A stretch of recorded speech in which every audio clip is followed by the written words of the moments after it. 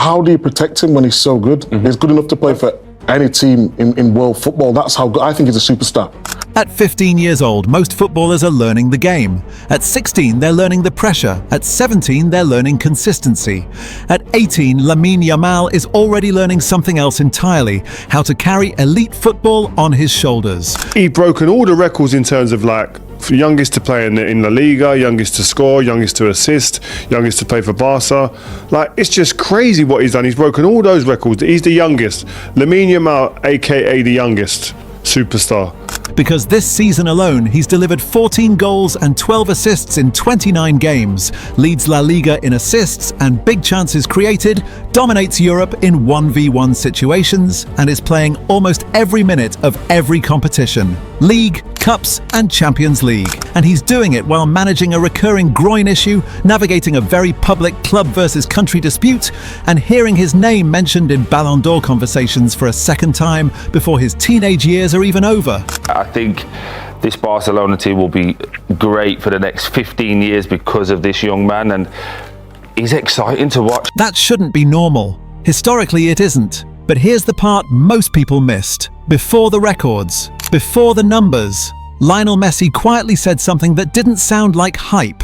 It sounded like recognition. He didn't talk about what Lamine could become. He talked about what he already was. The football world nodded and moved on because football is trained to doubt teenagers, to wait for the injury, the regression, the moment reality catches up. Instead, the opposite happened. Opponents now build entire game plans around stopping him. Managers trust him like a veteran. Crowds whistle him not out of disrespect, but fear. And that's the real question this story is asking. What happens when a player reaches present tense greatness before the sport is ready to accept it? This isn't about hype. It's not about declaring the next Messi. It's about understanding scale, how rare it is, how fragile it is, and how easily football history can misread timing. Because by the end of this story, one truth becomes impossible to ignore. The world didn't miss Lamine Yamal's talent. It underestimated how soon it would matter. This is why Messi was right about Lamine Yamal, but nobody listened. He's exciting to watch in a generation of wingers that play side to side, get to the byline, cut back, go to somebody else. He's direct. He wants to kill the opposition, but with a beauty and a grace. Look at the way he goes past people here. And most importantly for me, he wants to score and he wants to win. Football has trust issues with teenagers. We love watching them. We share their clips. We get excited when they look good. But there's always this voice in the back of our heads going, yeah, but let's see if it lasts.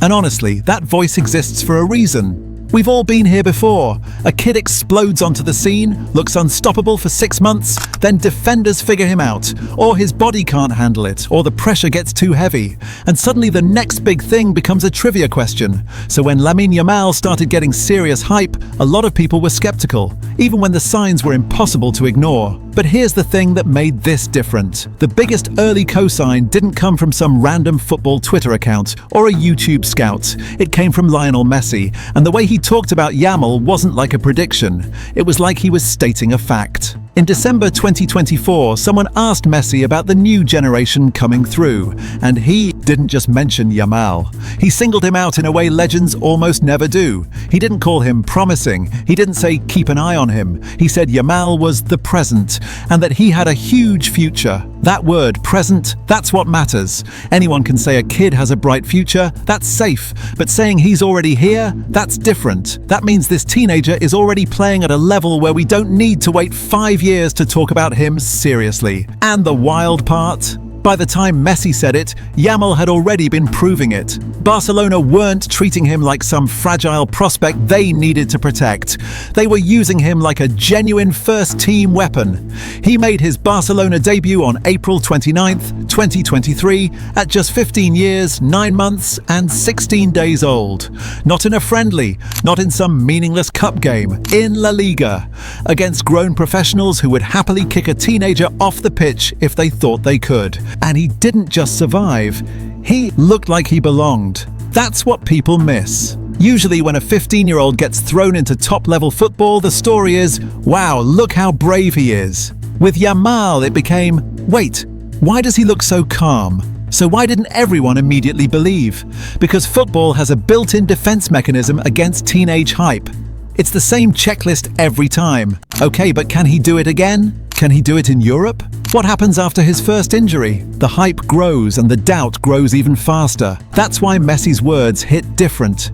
He wasn't being romantic or nostalgic. He was being precise. He was basically saying, the phase you're all waiting for, he's already passed it. Here's where the story gets really interesting. Because Yamal didn't just become a youngest ever stat, he became a pattern. That's what separates the real ones from the flashes in the pan. If you want proof this wasn't just Barcelona being overly optimistic about their own academy kid, look at what happened with Spain. On September 8th, 2023, Yamal made his senior debut for Spain, away, in Georgia.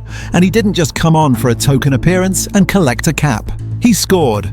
At 16 years and 57 days old, he became Spain's youngest ever player and youngest ever goal scorer. Think about that. International football is where teams usually hide teenagers. Spain put him straight in and he looked comfortable. Now add in what he was doing for Barcelona. On October 8th, 2023, he scored against Granada and became the youngest goal scorer in La Liga history at 16 years and 87 days. Not just scored, set the all-time record in a league that's been home to some of the most technical attackers the sport has ever seen. This is where the idea that he was being eased in gently falls apart, because clubs don't keep giving serious minutes to teenagers in important games unless they genuinely trust two things: the kid's decision-making, the kid's mentality. That's what made Yamal's rise feel different from the usual Wonder Kid story. Normally, a teenage breakout is built on highlights. One viral goal, one ridiculous dribble, one cup game where he looks fearless, then nothing consistent. With Yamal, it became something else entirely. He kept getting trusted, and he kept delivering. Barcelona literally started keeping a running list of records he was breaking because the youngest ever milestones just kept piling up. And here's what's kind of absurd. When a teenager is truly a project, you see the club protecting him. Cameos, specific match selections, careful load management, minutes only when the game's already won. With Yamal, the club had to get comfortable with a different reality. He wasn't being introduced to pressure, he was being handed it. And this is why comparing him to Messi can actually be done responsibly, without the lazy next Messi crap. Not because they play the same way, not because he'll become Messi, but because the timeline pressure is similar and in some ways even more extreme. Messi scored his first official Barcelona goal on May 1st, 2005 at 17 years and 10 months old. Ronaldinho to Messi. Will he get that first goal for Barcelona?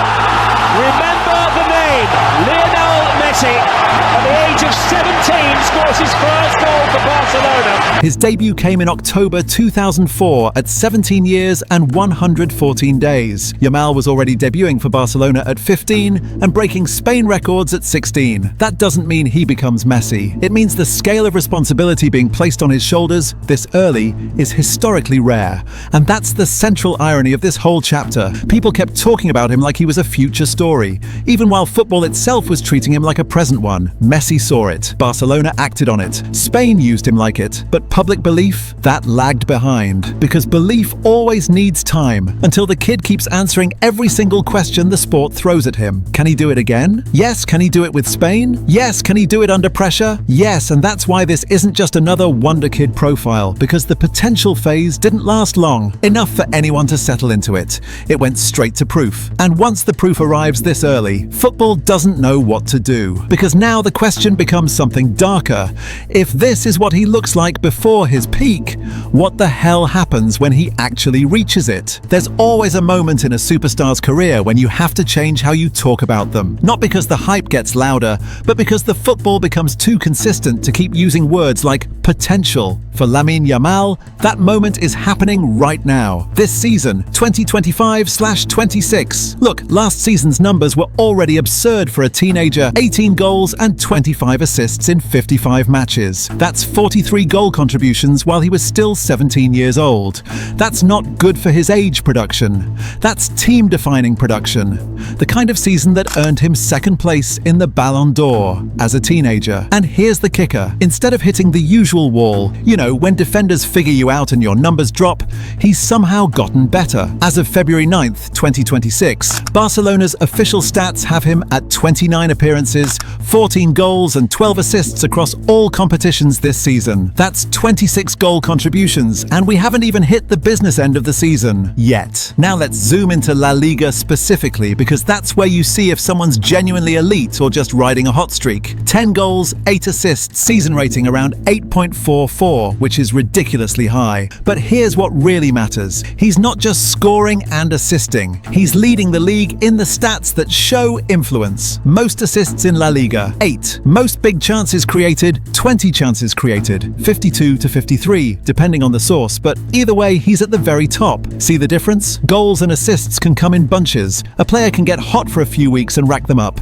but chance creation, that's a week in, week out thing. That's a habit, not a streak. And then there's the Champions League, because if you're truly elite, you have to show up in Europe. This season in the UCL, 6 matches, 3 goals, 3 assists, plus 22 attempts and 83.5% passing accuracy, which tells you he's not hiding when the pressure's highest. So when we say this season is better than last, it's not just vibes. It's role plus output both moving upward at the same time. The shift isn't just in the numbers, it's in how teams treat him. Defenders don't approach him like a talented youngster anymore. They treat him like a problem that has to be solved before they can do anything else. Here's where most people get Yamal wrong. They think of him as a traditional winger. You know, stays wide, goes one-on-one, beats his man, delivers a cross or cuts inside for a shot. Rinse and repeat. That's not what's happening. Under Hansi Flick, Barcelona can shift between shapes, but the core idea stays the same.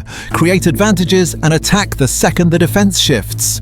And Yamal is absolutely central to making that work. Yes, he starts on the right wing, but what he actually is in this system is closer to a right-sided playmaker, an inverted threat who pulls the entire game toward his left foot and forces defenses to rotate. This is why it doesn't matter that everyone knows what he's going to do, because the move itself isn't the point. The move is the bait. The real damage comes from what happens after. When Yamal takes on his defender, it almost never stays a simple duel. It becomes a defensive crisis. Fullback steps up tight. Centre-back has to slide over to cover. Midfielder drops into the space to close the passing lane, and suddenly Barcelona have a free player somewhere else on the pitch. That's why those 20 big chances created, leading La Liga, matter so much. His dribbling isn't just about beating people, it's about creating the final action for someone else. A winger can look amazing when the team's flying and everything's clicking, but a controller looks good even when the game's messy and nothing's working. Creating 52 to 53 chances isn't a purple patch,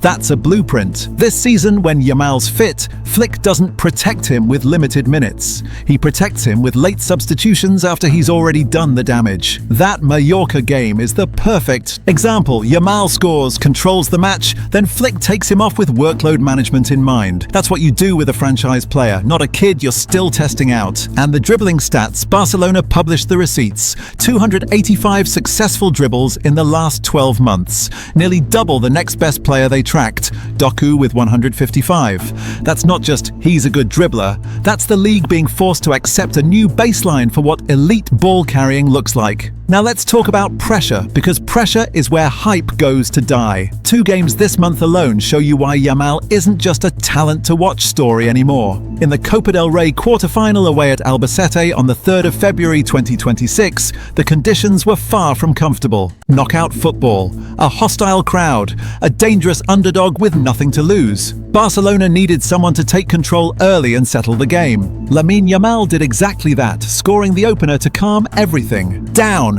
Despite late pressure from Albacete, Barcelona held on and booked their place in the semi-finals. That's not a sports centre highlight, that's a do your job so the trophy path stays open moment. And those are usually delivered by veterans, not teenagers. Against Mallorca in La Liga on February 7th, 2026, Yamal was the difference once again. He sealed the game with a brilliant strike, beating his defender on the edge of the box before finishing with real conviction. ESPN called it a moment of pure quality, and it followed a familiar pattern. Yamal delivered the decisive moment, then had his minutes carefully managed. Here's what's telling. When a teenager is truly elite, opposition crowds don't whistle because he's flashy. They whistle because he's dangerous. The noise isn't affecting his output, it's confirming his status. Anyone can have one great performance. The rarest thing in football, especially for someone whose body isn't even fully developed yet, is doing it again. And again and again. That's why this season feels like the real turning point. Because the numbers we're seeing aren't good for a teenager numbers. They're elite footballer numbers, full stop. 29 apps, 14 goals, 12 assists, all competitions by early February. 10 goals, 8 assists in La Liga with a sky-high performance rating. Most assists, 8, and most big chances created, 20 in La Liga, 52 to 53 chances created. A pure influence stat, not just hot finishing 3 goals plus 3 assists in 6 Champions League matches, delivering at the highest level. And when Flick is openly managing Yamal's minutes while also relying on him as a week-to-week difference maker, it tells you everything you need to know. Barcelona aren't managing a prospect anymore. They're managing an asset that can define trophies.